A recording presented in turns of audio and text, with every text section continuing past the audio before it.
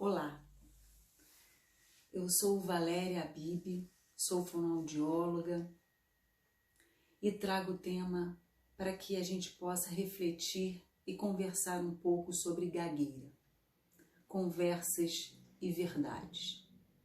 Uma reflexão profissional sobre esse assunto. Quantas coisas nós ouvimos sobre gagueira e quais delas são verdades? Qual delas são mentiras? Quantas delas são conversas? Toda gagueira é igual? Um gago é igual ao outro? O que é a gagueira, afinal? Quando a gagueira se torna patológica? Quando ela é patológica? Qual a idade em que nós temos que ficar atentos? Quais as causas? O que define uma pessoa com gagueira? A gagueira é uma disfluência verbal. A gagueira é uma dificuldade para falar, respeitando a sua fluidez. E quando a gente fala que a gagueira é uma disfluência, é porque a disfluência verbal existem outras alterações também na fala, como uma fala muito rápida, uma fala muito lenta, que também é caracterizada como disfluência verbal. Então, como disfluência verbal, nós temos a fala muito rápida, a fala muito lenta e a fala com quebras. Ora rápida, ora lenta, ora pausada, todas elas de uma forma inadequada. O sujeito que fala muito rápido, nós chamamos de uma patologia chamada taquilalia, uma fala muito rápida. O sujeito que fala muito lento, bradilalia. E o sujeito que ora fala rápido, ora fala lento, ele prolonga os sons que não devem ser prolongados, ele omite alguns sons, ele repete sons, ele tem bloqueios, ele tem espasmos, gagueira. Nós hoje não vamos falar das taquilalias, das bradilalias, mas vamos falar da gagueira. Mas é importante a gente ressaltar que a gagueira é uma alteração na fluidez verbal, que está dentro das disfluências verbais. O que eu chamo de gagueira? Gagueira é uma fala em que apresenta repetições, seja de fonemas, de sílabas, de palavras e muitas vezes de frases até. Então o sujeito fica você vai amanhã? Repetições, vai e volta, vai e volta. Essas repetições podem ser só do som do fonema, mas até de uma frase inteira. A gagueira apresenta prolongamentos de sons. Um som que não precisa ser tão longo ou até que não é para ser prolongado. O fonema plosivo, p, é rápido, não é? Muitas vezes a pessoa com gagueira, ela prolonga o p. Porque eu gostaria, por exemplo. Repetições, prolongamentos, você. Ela apresenta bloqueios. E o que seria bloqueio?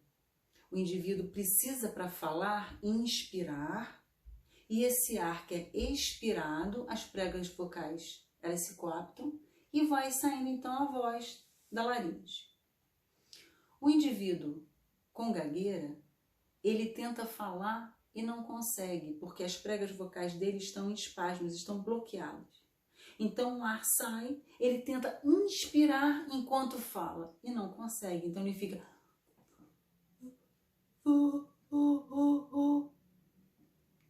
inspira e tenta falar ao mesmo tempo, você não consegue. Esses são os bloqueios.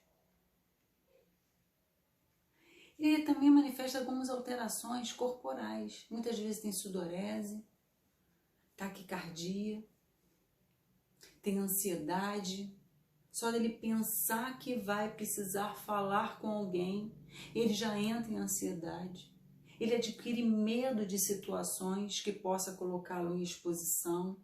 Ele apresenta medo de pessoas que levam a ele uma sensação de dificuldade de se comunicar. Ele desenvolve fobias na comunicação. A gagueira é muito comum. É comum a gente ver a criança, quando começa a manifestar a fala, ela começa a apresentar muitas vezes uma gagueira, que a gente chama de gagueira de evolução, gagueira fisiológica. Uma gagueira que não é persistente. A criança está começando a adquirir uma fala e é natural ela não ter um vocabulário adequado, é natural ela não conseguir organizar o pensamento dela para falar o que ela quer. Muitas vezes a demanda da família não é o que ela consegue suprir. A agitação do dia a dia, muitas vezes a gente não dá aquela atenção, ela precisa falar e precisa falar rápido e ela começa então a produzir uma fala com algumas características de gagueira. Esse momento, essa gagueira fisiológica, ela pode permanecer. Então ela deixa de ser fisiológica e passa a ser persistente. Existem algumas características que você, mãe, que você, profissional, que você, tio, pode se atentar. Quando a criança começa, você vai hoje, ela concluiu uma palavra. Ela está começando a tentar pensar qual a próxima palavra que ela precisa falar. Então ela está fazendo acessos lexicais para achar qual palavrinha que ela precisa para completar a frase dela. Mas ela conseguiu completar a primeira frase, a primeira palavra, a primeira palavra. Existe uma outra característica de uma outra criança, por exemplo, que ela fica assim,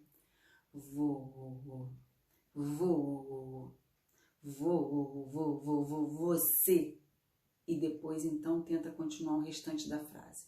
Você observa que ela não completou nem a primeira palavra. Ela não se organizou para a primeira palavra. Existem umas características que são fundamentais. A criança conseguiu completar uma palavra? Conseguiu completar uma frase? Isso é mais positivo do que aquela que não conseguiu completar a primeira palavra, o primeiro som. Ela não conseguiu nem a primeira sílaba. Ela não está se organizando. Outra questão importante que a gente tem que observar. Essa criança, ela persiste tentando falar ou ela desiste? O que está fazendo essa criança desistir dessa fala? Porque jamais deve desistir da fala. O objetivo é que ela tente e consiga falar, se expressar. O que ela está fazendo para conseguir manifestar essa fala apesar do bloqueio, apesar da repetição? Ela está criando trejeitos? Não pode deixar trejeitos. A gente tem que fazer um ambiente favorável para que ela consiga se expressar sem criar subterfúgios, porque esses subterfúgios vão ser altamente prejudiciais a ela. Ela tem que entender que o ouvinte está disposto a ouvi-la o tempo que for necessário. Tem que se observar se essa criança está tendo essa disfluência por uma incoordenação fono-respiratória. Quer ver uma coisa? Uma criança respiradora oral. O narizinho dela totalmente obstruído. Ela não consegue respirar pelo nariz. Então, o que ela precisa? Da boca para respirar. Como você vai falar e respirar coordenadamente? Difícil, né? Principalmente uma criança.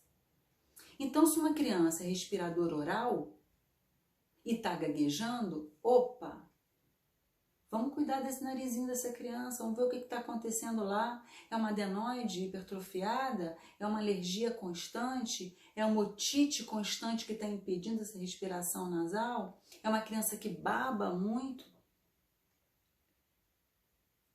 É uma questão que a gente tem que ver, porque muitas vezes a gagueira é uma segunda patologia. Às vezes, até as repetições, os prolongamentos, são sintomas que a criança está tendo, são sinais que a criança está tendo por uma coisa anterior. O ambiente familiar agitado, a criança não tem voz, não tem um momento de se expressar. Sons muito altos de competição. Ela precisa se inclinar para falar porque as pessoas não descem ao andar dela, à altura dela. Ela precisa se impor para conseguir. E criança não tem vocabulário para isso, não tem organização de pensamento para isso. Os movimentos de lábio, língua, todos os órgãos fonoarticulatórios não tem essa praxia, não tem essa coordenação tão efetiva quanto a gente tem. Então ela começa a ter coordenações que muitas vezes é porque emocionalmente ela não está conseguindo se equilibrar para falar o que ela quer. Às vezes é uma palavra simples, é uma frase simples, mas ela não está tendo tempo para isso. Essa criança, ela precisa ser assistida, precisa ser ouvida, precisa ser dado a ela um ambiente favorável. E aí a família tem que entrar. A família tem que mudar um comportamento para que essa criança, então, consiga passar por esse momento difícil. Existe um outro momento em que a gagueira pode surgir, que é quando a criança entra na escola.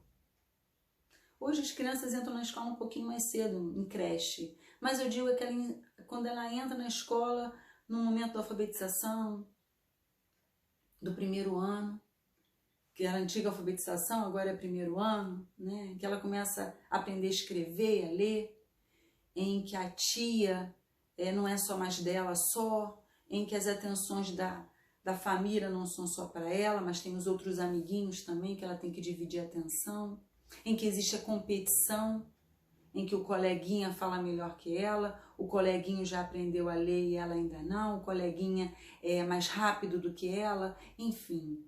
Ela começa a ver que ela tem que viver em sociedade.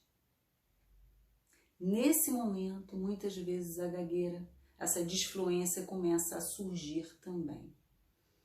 E depois, num terceiro momento, que é na adolescência, em que o sujeito já começa a se ver como indivíduo próprio, que ele começa a precisa se colocar no grupo de amigos, se posicionar, começa a ter que mostrar a sua personalidade, o seu ponto de vista, se impor como sujeito, precisa se adequar e ser aceito àquele grupo de amigos e na sociedade. Nesse momento a gagueira também pode iniciar.